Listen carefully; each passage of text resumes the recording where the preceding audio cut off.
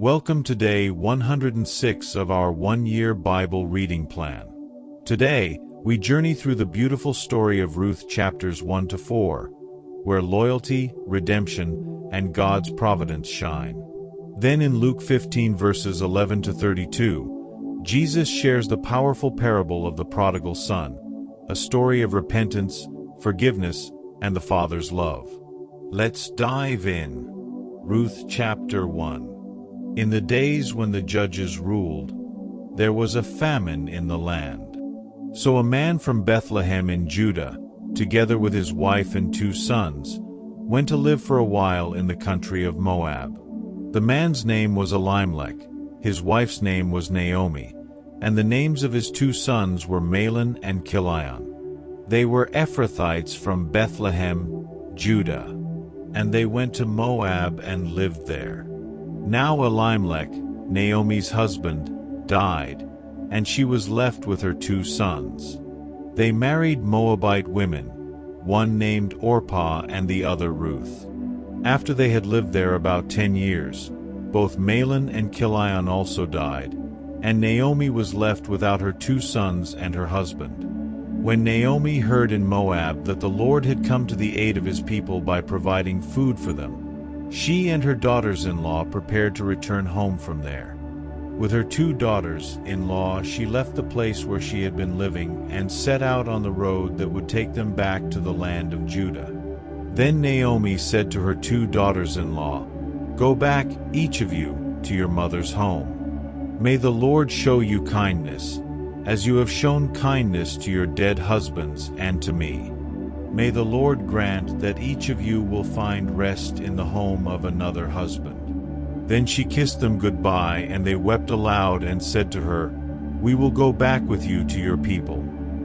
But Naomi said, "Return home, my daughters. Why would you come with me? Am I going to have any more sons? Who could become your husbands? Return home, my daughters. I am too old to have another husband. Even if I thought there was still hope for me, even if I had a husband tonight and then gave birth to sons, would you wait until they grew up? Would you remain unmarried for them? No, my daughters. It is more bitter for me than for you, because the Lord's hand has turned against me." At this they wept aloud again. Then Orpah kissed her mother-in-law goodbye, but Ruth clung to her. "Look," said Naomi, "your sister-in-law is going back to her people and her gods. Go back with her." But Ruth replied, "Don't urge me to leave you or to turn back from you. Where you go I will go, and where you stay I will stay. Your people will be my people and your God my God. Where you die I will die, and there I will be buried. May the Lord deal with me, be it ever so severely, if even death separates you and me." When Naomi realized that Ruth was determined to go with her, she stopped urging her. So the 2 women went on until they came to Bethlehem. When they arrived in Bethlehem, the whole town was stirred because of them, and the women exclaimed, "Can this be Naomi?" "Don't call me Naomi," she told them. "Call me Mara, because the Almighty has made my life very bitter. I went away full, but the Lord has brought me back empty. Why call me Naomi? The Lord has afflicted me. The Almighty has brought misfortune upon me." So Naomi returned from Moab, accompanied by Ruth the Moabite, her daughter-in-law, arriving in Bethlehem as the barley harvest was beginning. Ruth chapter 2. Now Naomi had a relative on her husband's side, a man of standing from the clan of Elimelech, whose name was Boaz. And Ruth the Moabite said to Naomi, "Let me go to the fields and pick up the leftover grain behind anyone in whose eyes I find favor." Naomi said to her, "Go ahead, my daughter." So she went out, entered a field, and began to glean behind the harvesters. As it turned out, she was working in a field belonging to Boaz, who was from the clan of Elimelech. Just then Boaz arrived from Bethlehem and greeted the harvesters. "The Lord be with you." "The Lord bless you," they answered. Boaz asked the overseer of his harvesters, "Who does that young woman belong to?" The overseer replied, "She is the Moabite who came back from Moab with Naomi." She said, "Please let me glean and gather among the sheaves behind the harvesters." She came into the field and has remained here from morning till now, except for a short rest in the shelter. So Boaz said to Ruth, "My daughter, listen to me. Don't go and glean in another field, and don't go away from here. Stay here with the women who work for me. Watch the field where the men are harvesting, and follow along after the women. I have told the men not to lay a hand on you. And whenever you are thirsty, go and get a drink from the water jars the men have filled." At this, she bowed down with her face to the ground. She asked him, "Why have I found such favor in your eyes that you notice me, a foreigner?" Boaz replied, "I've been told all about what you have done for your mother-in-law since the death of your husband, how you left your father and mother and your homeland and came to live with a people you did not know before. May the Lord repay you for what you have done. May you be richly rewarded by the Lord, the God of Israel, under whose wings you have come to take refuge. May I continue to find favor in your eyes, my Lord," she said. "You have put me at ease by speaking kindly to your servant, though I do not have the standing of one of your servants." At mealtime Boaz said to her, "Come over here. Have some bread and dip it in the wine vinegar." When she sat down with the harvesters, he offered her some roasted grain. She ate all she wanted and had some left over. As she got up to glean, Boaz gave orders to his men, "Let her gather among the sheaves and don't reprimand her. Even pull out some stalks for her from the bundles and leave them for her to pick up, and don't rebuke her." So Ruth gleaned in the field until evening. Then she threshed the barley she had gathered, and it amounted to about an ephah. She carried it back to town, and her mother-in-law saw how much she had gathered. Ruth also brought out and gave her what she had left over after she had eaten enough. Her mother-in-law asked her, "Where did you glean today? Where did you work? Blessed be the man who took notice of you." Then Ruth told her mother-in-law about the one at whose place she had been working. "The name of the man I worked with today is Boaz," she said. "The Lord bless him." Naomi said to her daughter-in-law, "He has not stopped showing his kindness to the living and the dead." She added, "That man is our close relative. He is one of our guardian redeemers." Then Ruth the Moabite said, "He even said to me, 'Stay with my workers until they finish harvesting all my grain.'" Naomi said to Ruth her daughter-in-law, "It will be good for you, my daughter, to go with the women who work for him, because in someone else's field you might be harmed." So Ruth stayed close to the women of Boaz to glean until the barley and wheat harvests were finished. And she lived with her mother-in-law. Ruth chapter 3. One day Ruth's mother-in-law Naomi said to her, "My daughter, I must find a home for you, where you will be well provided for. Now Boaz, with whose women you have worked, is a relative of ours. Tonight he will be winnowing barley on the threshing floor. Wash, put on perfume, and get dressed in your best clothes. Then go down to the threshing floor, but don't let him know you are there until he has finished eating and drinking.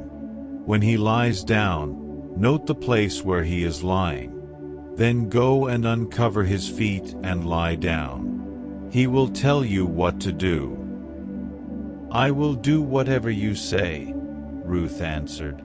So she went down to the threshing floor and did everything her mother-in-law told her to do. When Boaz had finished eating and drinking and was in good spirits, He went over to lie down at the far end of the grain pile. Ruth approached quietly, uncovered his feet, and lay down. In the middle of the night, something startled the man. He turned, and there was a woman lying at his feet. "Who are you?" he asked. "I am your servant Ruth," she said. "Spread the corner of your garment over me, since you are a guardian redeemer of our family." "The Lord bless you, my daughter," he replied. "This kindness is greater than that which you showed earlier. You have not run after the younger men, whether rich or poor. And now, my daughter, don't be afraid. I will do for you all you ask. All the people of my town know that you are a woman of noble character. Although it is true that I am a guardian redeemer of our family, there is another who is more closely related than I. Stay here for the night, and in the morning, if he wants to do his duty as your guardian redeemer, good, let him redeem you. But if he is not willing, as surely as the Lord lives, I will do it. Lie here until morning." So she lay at his feet until morning, but got up before anyone could be recognized. And he said, "No one must know that a woman came to the threshing floor." He also said, "Bring me the shawl you are wearing and hold it out."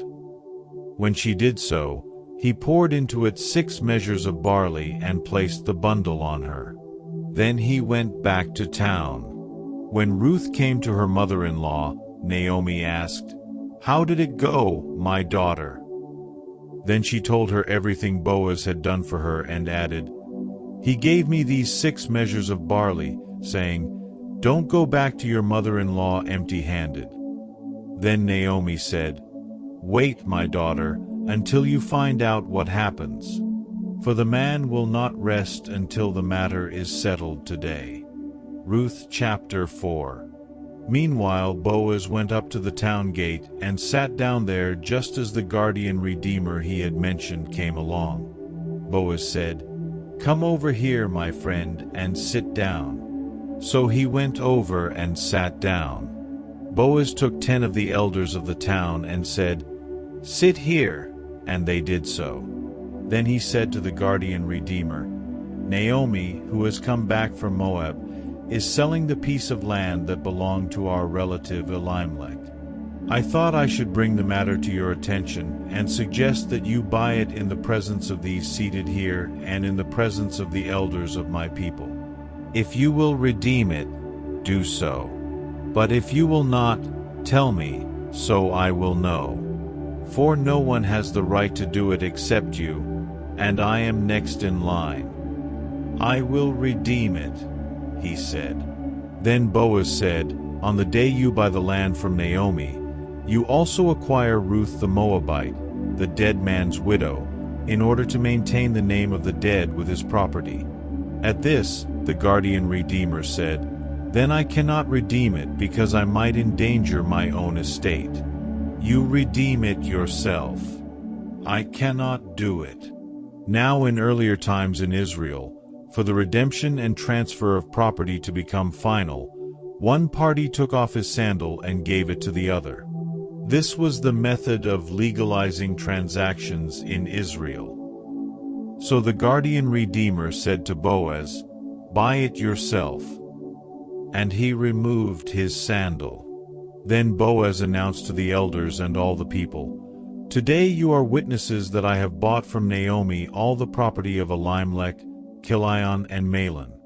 I have also acquired Ruth the Moabite, Mahlon's widow, as my wife, in order to maintain the name of the dead with his property, so that his name will not disappear from among his family or from his hometown. Today you are witnesses." Then the elders and all the people at the gate said, "We are witnesses. May the Lord make the woman who is coming into your home like Rachel and Leah, who together built up the family of Israel. May you have standing in Ephrathah and be famous in Bethlehem. Through the offspring the Lord gives you by this young woman, may your family be like that of Perez, whom Tamar bore to Judah." So Boaz took Ruth, and she became his wife. When he made love to her, the Lord enabled her to conceive, and she gave birth to a son. The women said to Naomi, "Praise be to the Lord, who this day has not left you without a guardian redeemer. May he become famous throughout Israel. He will renew your life and sustain you in your old age. For your daughter-in-law, who loves you and who is better to you than 7 sons, has given him birth." Then Naomi took the child in her arms and cared for him. The women living there said, "Naomi has a son." And they named him Obed. He was the father of Jesse, the father of David. This, then, is the family line of Perez. Perez was the father of Hezron, Hezron the father of Ram, Ram the father of Amminadab, Amminadab the father of Nahshon, Nahshon the father of Salmon, Salmon the father of Boaz, Boaz the father of Obed, Obed the father of Jesse, and Jesse the father of David. Luke chapter 15, 11-32. Jesus continued, "There was a man who had 2 sons. The younger one said to his father, 'Father, give me my share of the estate.' So he divided his property between them. Not long after that, the younger son got together all he had, set off for a distant country, and there squandered his wealth in wild living. After he had spent everything, there was a severe famine in that whole country, and he began to be in need.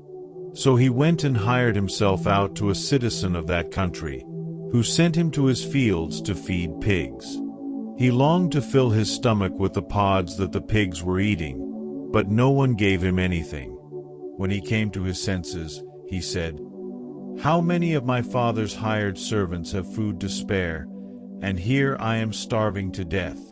I will set out and go back to my father and say to him, Father, I have sinned against heaven and against you. I am no longer worthy to be called your son. Make me like one of your hired servants.' So he got up and went to his father.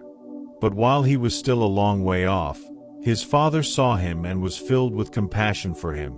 He ran to his son, threw his arms around him and kissed him. The son said to him, 'Father, I have sinned against heaven and against you. I am no longer worthy to be called your son.' But the father said to his servants, 'Quick, bring the best robe and put it on him.